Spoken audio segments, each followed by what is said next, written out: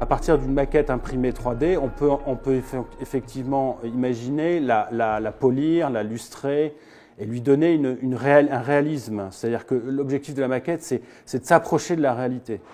Et c'est bien de cette réalité que Hubert Pissavin réussit à s'approcher toujours davantage.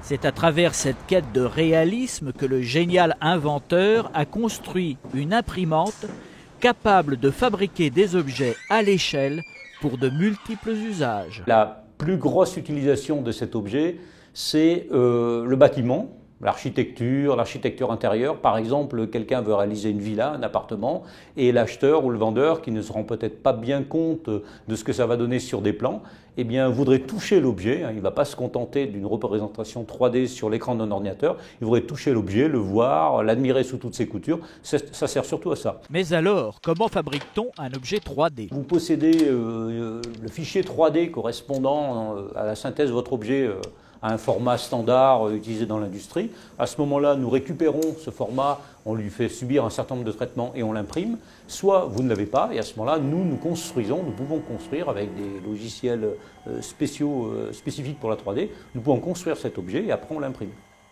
Dans le procédé que nous utilisons, on imprime du plastique, de l'ABS. L'objet fini est quand même relativement dur et on peut effectivement, si on veut avoir un trou précis, etc., le reprendre en usinage pour avoir un trou parfaitement rond. C'est tout à fait possible, oui. On peut aussi le peindre, le poncer, le sculpter, etc. C'est un procédé qui n'a aucune commune mesure au point de vue des coûts et délais par rapport à une réalisation d'une maquette traditionnelle.